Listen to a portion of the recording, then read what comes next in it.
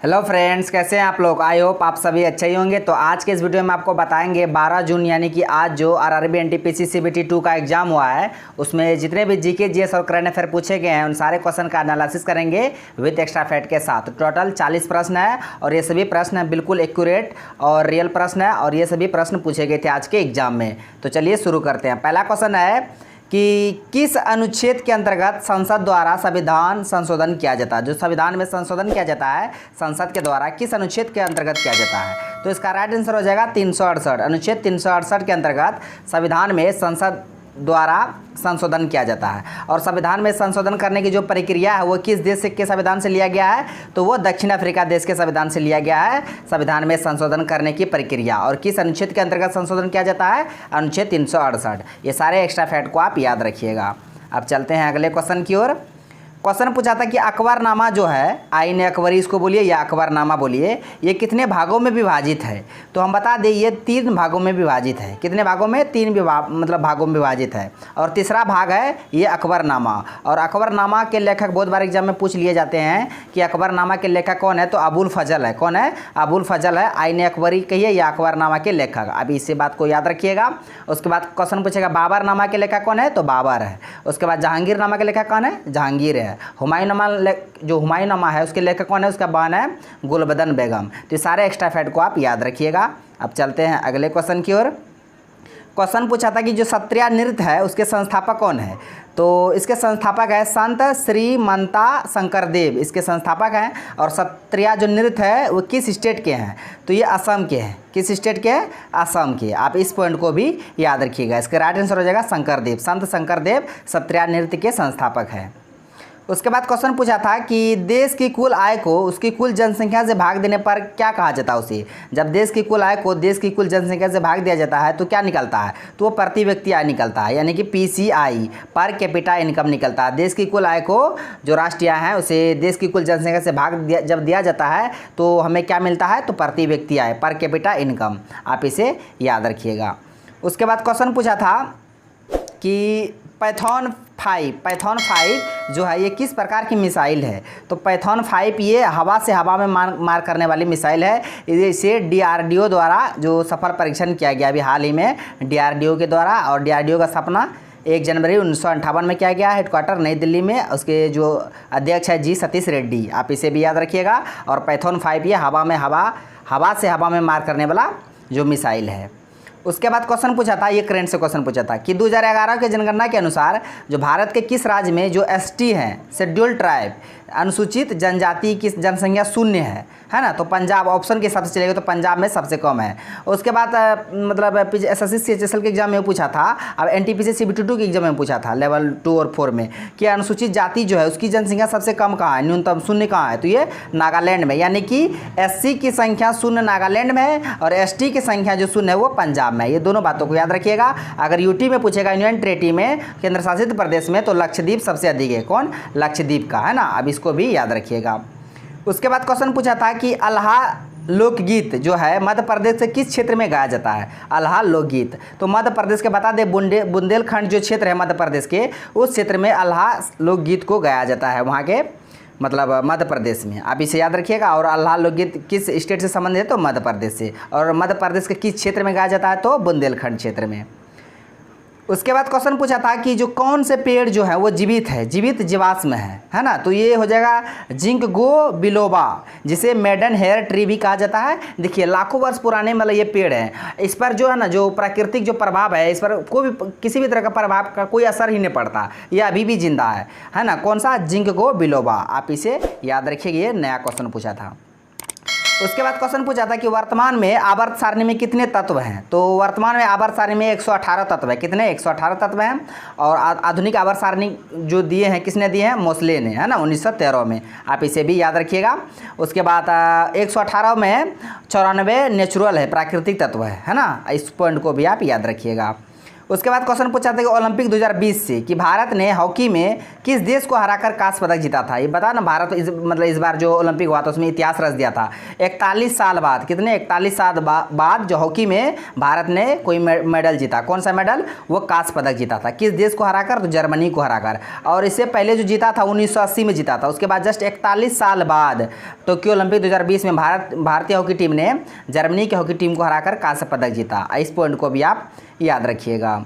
उसके बाद क्वेश्चन पूछा था कि ओलंपिक में किस भारतीय महिला ने व्यक्तिगत रूप में, है ना, 2 बार पदक जीते व्यक्तिगत रूप में।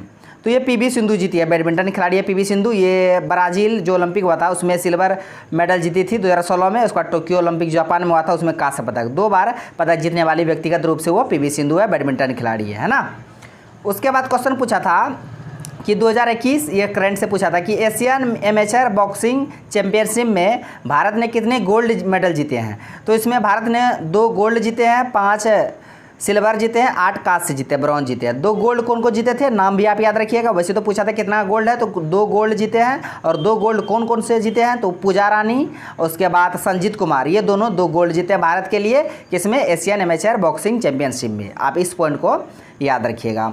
उसके बाद क्वेश्चन पूछा था कि जो सोमनाथ मंदिर है उसमें पार्वती मंदिर की आधारशिला किसके द्वारा रखी गई। तो 2021 में 20 अगस्त 2021 में पीएम नरेंद्र मोदी, प्रधानमंत्री नरेंद्र मोदी जी के द्वारा इसकी आधारशिला रखी गई थी पार्वती मंदिर की। किसमें? सोमनाथ मंदिर में। आप इस पॉइंट को भी याद रखिएगा, आपके लिए बहुत ही इंपॉर्टेंट। जो हम एक्स्ट्रा फैक्ट बता रहे हैं फ्रेंड्स, उसे आप ध्यान में रखिएगा, इसी से रिलेटेड है। और हो सके जो आने वाला शिफ्ट में एग्जाम होगा उससे के लिए आपको बहुत ही हेल्पफुल होंगे सारे एक्स्ट्रा फैक्ट जो हम बता रहे हैं। उसके बाद क्वेश्चन पूछा था कि जो भारत का पहला ओपन रॉक संग्रहालय, ये भी करंट का क्वेश्चन है कि ओपन रॉक संग्रहालय कहाँ स्थापित किया गया। भारत का पहला लग गया ना, तो पहला लग गया तो इंपॉर्टेंट होगा ही। तो भारत का पहला ओपन रॉक संग्रहालय ये हैदराबाद में स्थापित किया गया था। किसके द्वारा? केंद्रीय विज्ञान और प्रौद्योगिकी राज्य मंत्री है कौन? डॉक्टर जितेंद्र सिंह। इसके द्वारा हैदराबाद तेलंगाना में ओपन रॉक संग्रहालय को स्थापित किया गया। इस पॉइंट को आप याद रखिएगा। वैसे तो पूछा था कहाँ है, तो हैदराबाद में। और कौन इसका जो स्थापित किया था किसके द्वारा? तो जितेंद्र सिंह द्वारा। इस नाम को भी आप याद रखिएगा। उसके बाद क्वेश्चन पूछा था कि भारत में कुल कितने हाई कोर्ट हैं, है ना।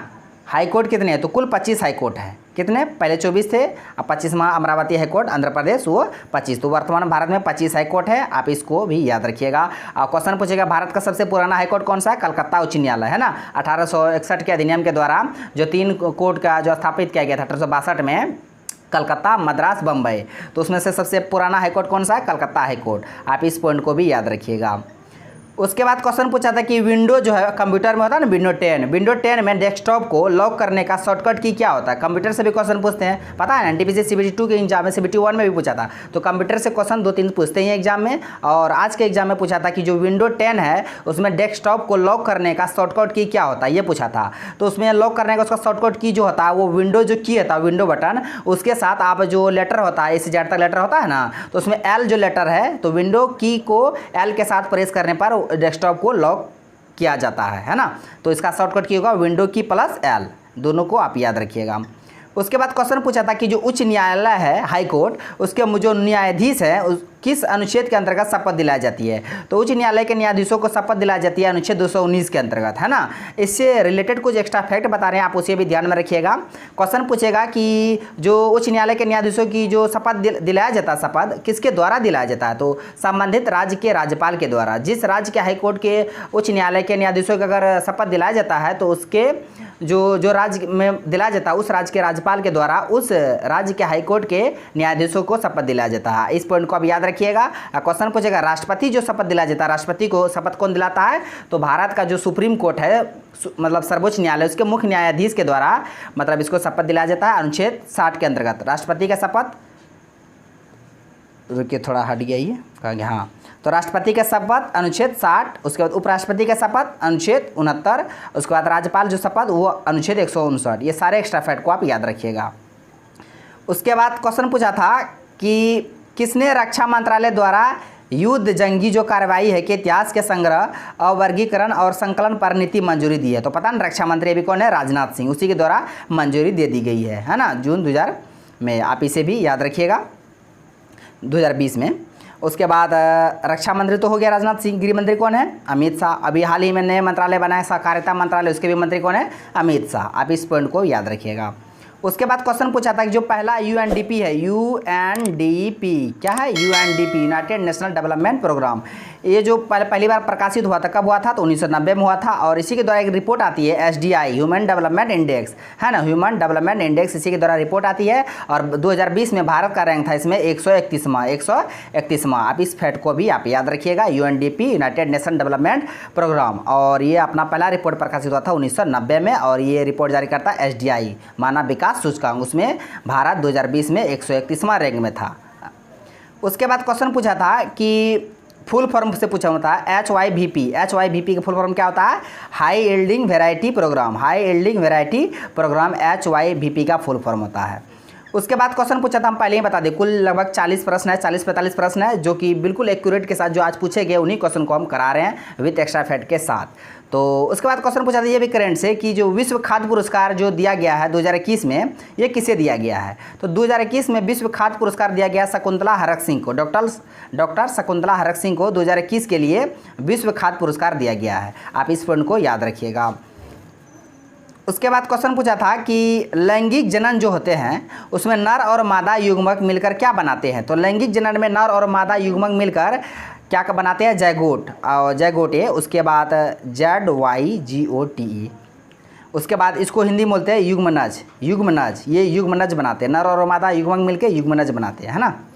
उसके बाद क्वेश्चन पूछा था कि सरदार सरोवर बांध, ये तो सबको पता है, नर्मदा नदी पर, किस नदी पर, नर्मदा नदी पर। नेक्स्ट क्वेश्चन पूछा था कि राजा की घाटी, ये भी क्वेश्चन नया है। वैली ऑफ किंग्स, हम लोग जानते हैं साइलेंट वैली, शांत घाटी कहाँ है, केरल में है। उसके बाद फूलों की घाटी कहाँ है, ये उत्तराखंड में है। और उसके बाद देखिए यहाँ क्वेश्चन पूछ लिया था राजा की घाटी, है ना, राजा की घाटी वैली ऑफ किंग्स, ये किस देश में है, तो ये मिस्र देश में है। किस में है, मिस्र देश में स्थित है valley of Kings. Silent valley Kerala में है, और फ्लावर जो वैली है, फूलों की घाटी, वो उत्तराखंड में है। तीनों मतलब वैली को आप याद रखिएगा। उसके बाद क्वेश्चन पूछा था कि भारत में पहली रेल जो चला था बम्बई से किसके बीच चला था, तो ये बम्बई से ठाणे के बीच चला था, है ना, 34 किलोमीटर। किसके समय, डलहौजी के समय, है ना, डलहौजी के समय 16 अप्रैल 1853 को बम्बई से ठाणे 34 किलोमीटर चली थी। उसके बाद क्वेश्चन पूछा था कि कौन सा देश समुद्र से सीमा साझा नहीं करता है, तो ऑप्शन के साथ देखिए, ऑप्शन में दिया था नेपाल, पाकिस्तान, म्यांमार, बांग्लादेश। तो मतलब बांग्लादेश भी छूता समुद्र से, म्यांमार भी समुद्र से सीमा साझा करता, पाकिस्तान भी। उसके बाद ये जो नेपाल है, ये नेपाल समुद्र से सीमा साझा नहीं करता, इसका राइट आंसर हो जाएगा नेपाल। उसके बाद क्वेश्चन पूछा था कि रत्नावली जो पुस्तक है इसके लेखक कौन है, तो इसके पुस्तक के लेखक है हर्षवर्धन के और भी फेमस पुस्तक है, नागानंद हो गया, प्रियदर्शिका हो गया, रत्नावली हो गया, ये सभी हर्षवर्धन के पुस्तक है। अगर ये पुस्तक हर्षचरित्र पुस्तक के लेखक कौन है, तो अश्वघोष है, सॉरी अश्वघोष नहीं, वानभट्ट है, इसी के दरबार में रहते थे वानभट्ट के द्वारा ही लिखा गया था हर्षचरित्र। उसके बाद क्वेश्चन पूछा था कि हुली वैसा जो नृत्य है किससे संबंधित है, ये कर्नाटक नृत्य शैली है, हुली वैसा, HULI, हुली वैसा, ये कर्नाटक नृत्य शैली है, कर्नाटक स्टेट से संबंधित है। नृत्य से भी हर एक एग्जाम में क्वेश्चन पूछता है, नृत्य वाला टॉपिक को एक बार आप लोग देख लीजिएगा। उसके बाद क्वेश्चन पूछा था जो भारत में सशस्त्र बलों के जो सर्वोच्च कमांडर होते हैं, नेवी, एयरफोर्स, है ना, ये सभी के जो सर्वोच्च कमांडर होते हैं, थल सेना, वायुसेना, जल सेना, कौन होते हैं, तो राष्ट्रपति, है ना। भारत का पहला व्यक्ति कौन है, राष्ट्रपति। दूसरा कौन है, उपराष्ट्रपति। तीसरा प्रधानमंत्री। आप क्रम को भी याद रखिए, कभी कभी सजाने को दे देता है। भारत का पहला व्यक्ति कौन होता है, फर्स्ट जो पर्सन होता है वो राष्ट्रपति होता है, प्रेसिडेंट होता है। अभी कौन है, रामनाथ कोविंद। अभी चुनाव होने वाले हाल ही में राष्ट्रपति के, है ना, जून, मतलब उसका मतलब जो पीरियड है वो खत्म होने वाले रामनाथ कोविंद का, अभी हाल ही में उसके चुनाव होने वाले हैं जून में। उसके बाद क्वेश्चन पूछा था कि सिंधु घाटी सभ्यता से, इंडस वैली सिविलाइजेशन से, जो रोपड़ है, रोपड़, इंडस वैली सिविलाइजेशन में रोपड़, नाम सुना ही होगा आप लोगों ने। रोपड़ किस राज्य में है, तो पंजाब में है, सतलज नदी के किनारे रोपड़, इसको भी आप याद रखिएगा।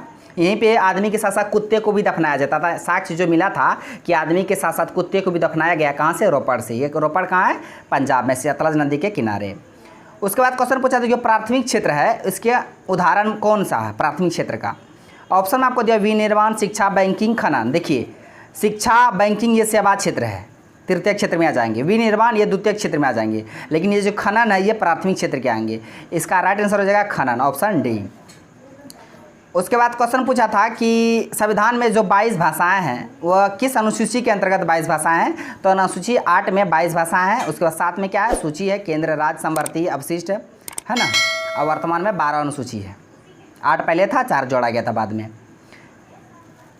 तो फ्रेंड्स आज का क्वेश्चन बस यहीं तक था। सारे क्वेश्चन को हम बता दिए विद एक्स्ट्रा फैक्ट के साथ, और ये सभी प्रश्न पूछे गए थे आज के एग्जाम में, आरआरबी एनटीपीसी सीबीटी 2 के एग्जाम में। तो फ्रेंड्स वीडियो कैसी लगी आप लोग को? अगर वीडियो अच्छी लगी तो मेरा वीडियो को लाइक कीजिए और मेरा वीडियो को शेयर कीजिए तथा मेरा यूट्यूब चैनल करेजी अड्डा को सब्सक्राइब करें और बेल आइकन को भी हिट कर दीजिए ताकि हर एक लेटेस्ट वीडियो का नोटिफिकेशन तुरंत आप तक पहुँच जाए। Thanks for watching video. धन्यवाद। मिलते हैं अब नेक्स्ट वीडियो में नेक्स्ट टॉपिक के साथ।